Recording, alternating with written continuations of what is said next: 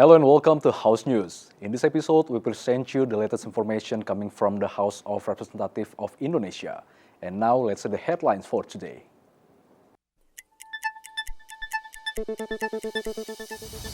BKSAP promotes stronger collaboration with the Czech Republic following a bilateral meeting held on the sidelines of the 19th session of the PUIC conference. BKSAP reaffirms Indonesia's firm commitment to be the forefront of advocating global peace, including strong support for Lebanon amid Israeli aggression. BKSAP emphasized the need for concrete actions to support Palestinian struggle for independence, including stronger diplomatic efforts and international solidarity. Commission 3 of the House underlines the importance of balancing law enforcement and rehabilitation in addressing drug circulation. Say hello to Monopoly Bali Edition, a rich and eco-conscious version of the game inviting players to explore the beauty and traditions of Bali. BKSAP held a bilateral meeting with the Czech parliamentary delegation to discuss strengthening cooperation in defense, economic partnership, and the potential for the Czech Republic to be Indonesia's gateway to Europe. The discussion focused on various areas including the economy, defense industry export-imports, education, and cyber security. Chairpersons of BKSAP of the House Mardani Alisera emphasized the opportunities for cooperations with the Czech Republic due to its advanced economy and strong export performance in locomotives and defense products. Mereka sangat serius untuk membangun kerjasama dengan Indonesia.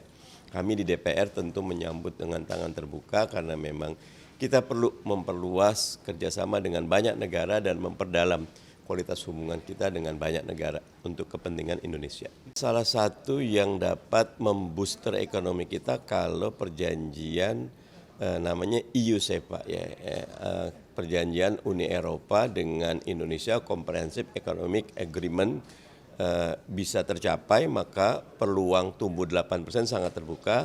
Ceko sebagai anggota Uni Eropa mendukung kita untuk segera terwujud EU-SEPA ini, platform kerjasama kita dengan Uni Eropa. Saat yang sama mereka juga tadi bidang pendidikan, bidang cyber security, bidang radar, bidang persenjataan, permesinan, siap untuk sharing, bukan cuma untuk memasarkan, tapi juga sharing untuk sama-sama mengembangkan produknya.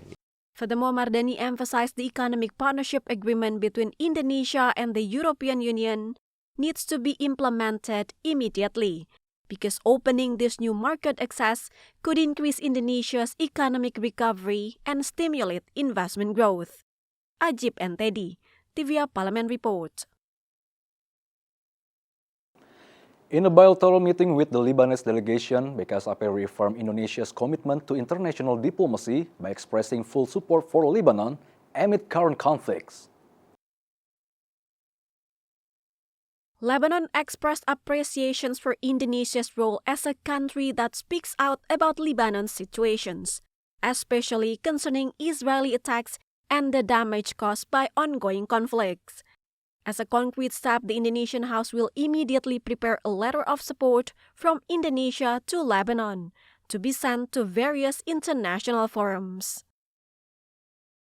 Lebanon meminta Indonesia menyuarakan kondisi Lebanon, baik serangan Israelnya, kehancuran yang disebabkan konfliknya, itu kian menunjukkan betapa Indonesia menjadi negara besar yang diharapkan oleh banyak pihak termasuk Lebanon.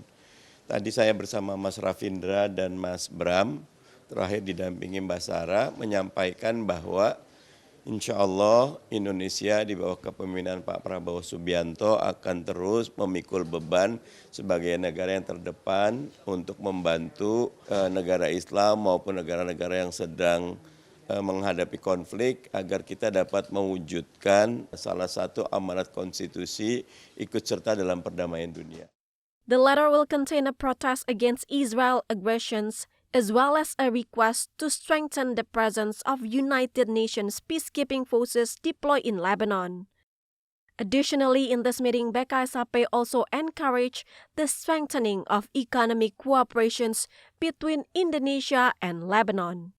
Halim and Yoga, TVR Parliament report. On the sidelines event of the recent 19th PUIC conference, BKSAP held a bilateral meeting with the Palestinian parliament. The discussion underscored firm support for a free Palestine and collaborative efforts to promote peace and stability in the region.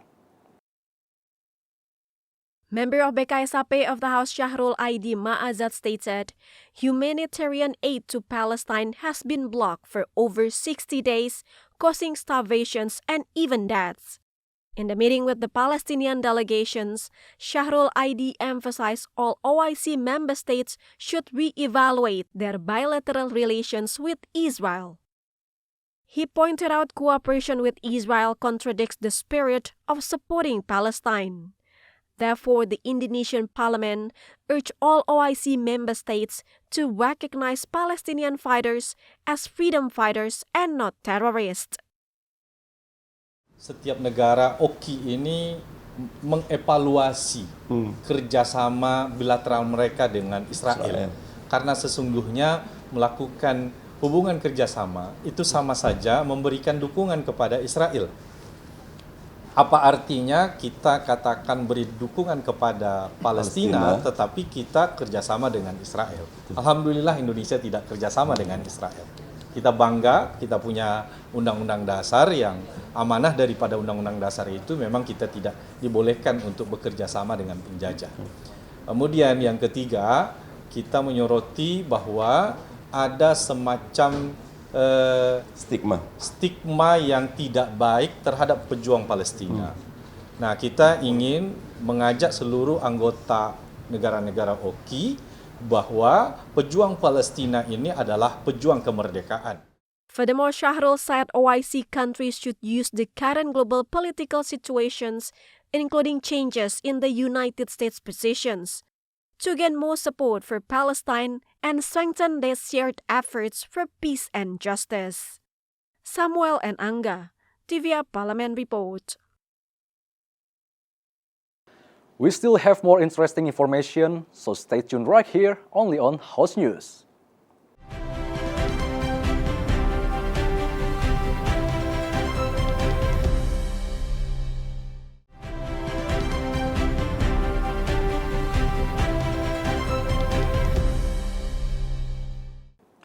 Commission 3 considers rehabilitation programs to be more effective for Indonesia than relying on law enforcement. Studies have shown such programs have successfully reduced drug trafficking rates in European countries. Member of Commission 3 of the House Iwayan believes the rehabilitation approach as more appropriate to help Indonesian citizens, especially young people, to get a better and more meaningful quality of life. However, on the other hand, he also supports strict law enforcement against drug traffickers and dealers, including maximum penalties to create a deterrent effect against drug crimes.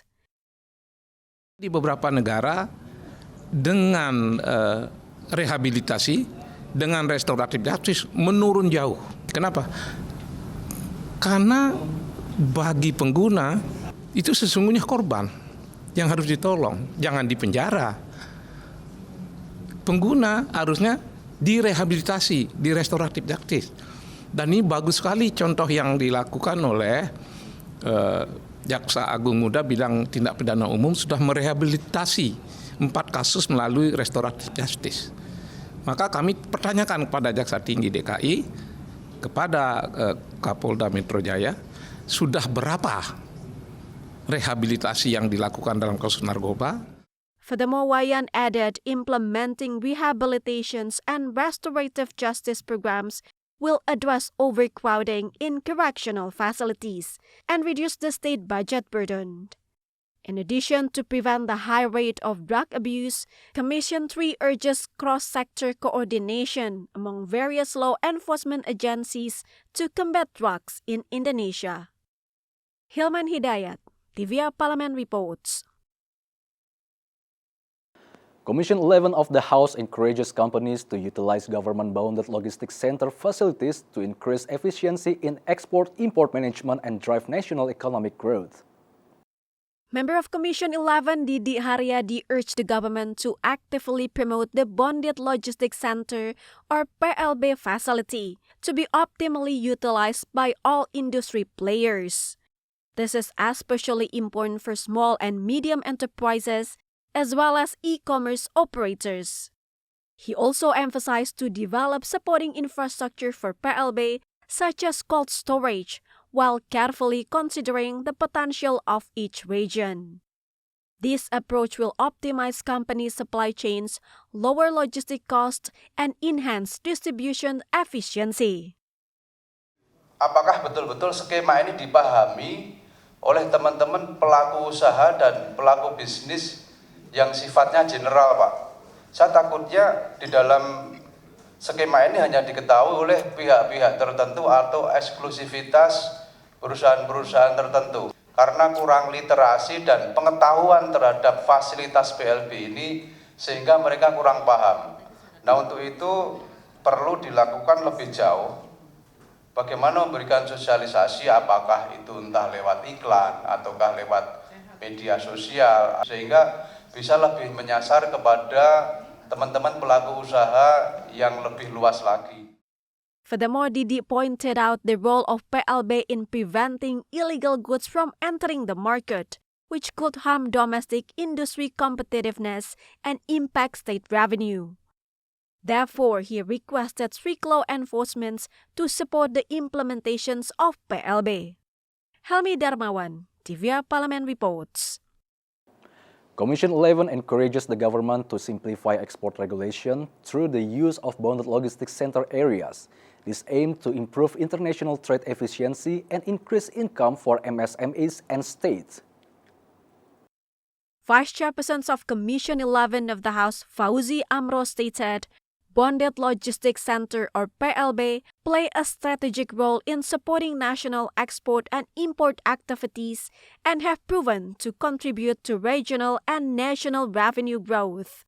However, technical barriers and overlapping regulations between ministries hinder smooth export activities.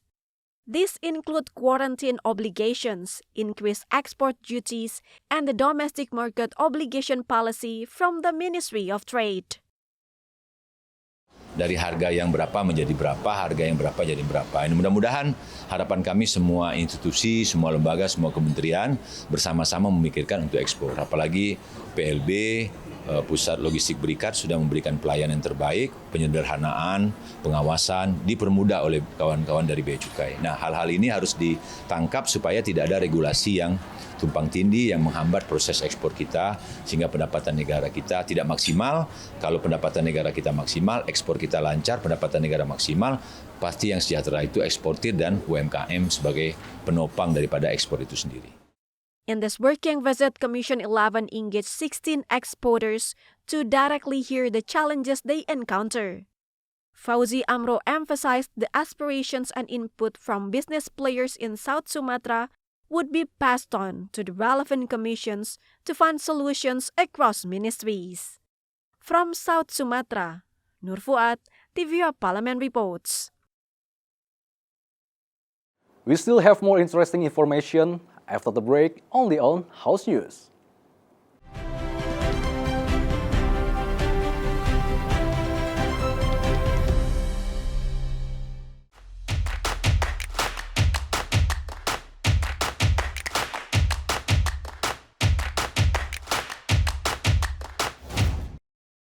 In 2025, for the 90th anniversary of the legendary board game Monopoly, a special edition called Monopoly Bali Edition was released. The familiar game board features famous landmarks, popular hotels, and cultural symbols of the island. The iconic board game Monopoly has officially launched its special Bali editions in Ubud Village, Gianyar Regency. This unique version highlights sustainable tourism and the island's rich cultural heritage. Unlike the classic version, Monopoly Bali features iconic destinations like the Ayung River, Tirta Empul, Tirta Gangga, Mount Batur, and the famous Subak Jatiluwih rice terraces. Players can also land on popular beach clubs, or make a culinary stop to purchase local delights such as nasi goreng and ayam betutu. It's a fun, family-friendly way to learn about Bali's must-visit spots and rich flavors. But the game doesn't stop at sightseeing. Monopoly Bali has challenges that highlight the importance of environmental and cultural preservations. Get ready to pay for temple upkeep, take part in beach cleanups, or support local traditions. What makes these editions even more exciting is its educational aspect. From children to adults, players are encouraged to explore Bali's unique identity through imaginative play. Monopoly Bali Edition is now available for purchase at many e-commerce marketplaces, and you will also find this in many Kid Station outlets, Toy City, and department stores, as well as most friendly local game stores in Indonesia. Whether you're a local or a visitor, this special editions is the perfect way to relive the magic of Bali from the comfort of your home. Jakarta Governor has extended the operating hour for 5 museums to open until 8 p.m. on weekends. It is hoped this policy will encourage people to visit the museums and make them part of the urban lifestyle. Jakarta is offering a fresh and exciting experience for culture and history lovers. 5 of the city's cultural museums are now opened until the evening on weekends. This new initiative gives residents and tourists the chance to enjoy museum visits beyond the usual daytime hours, providing a relaxed and unique way to spend a weekend night away from the usual hustle and bustle. Jakarta Culture Agency said this policy was adopted after observing the high enthusiasm of the community during the trial run. Thousands of visitors attended during the 2-day trial, demonstrating a strong interest in local history and culture. The 5 museums that will remain open until evening are the Jakarta History Museum, the Museum of Fine Arts and Ceramics, the Wayang Museum, the Maritime Museum, and the Betawi Museum.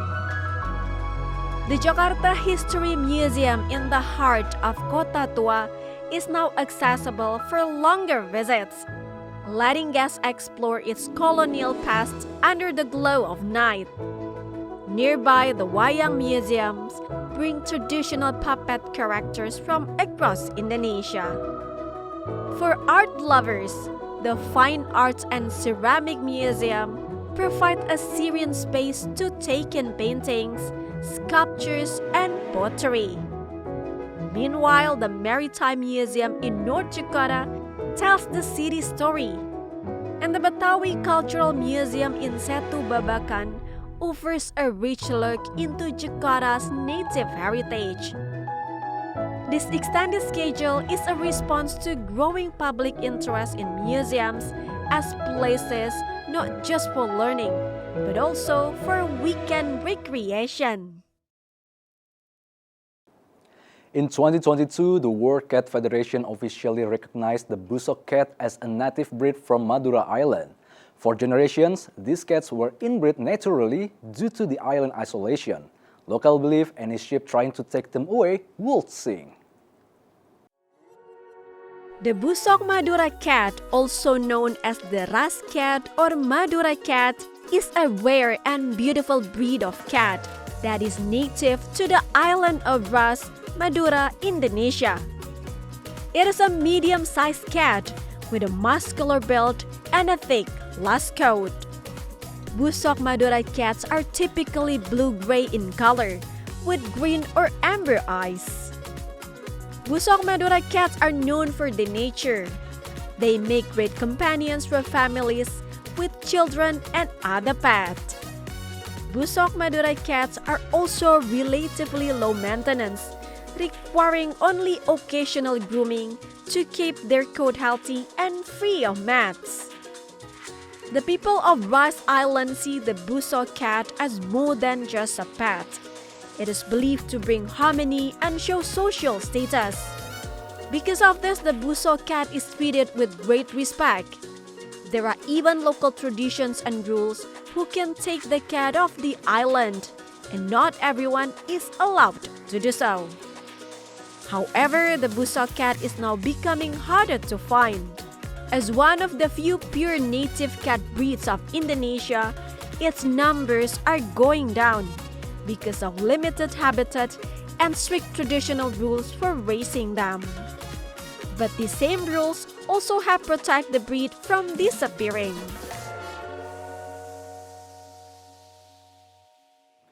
And that's House News for today. Thank you for watching everyone and have a good day.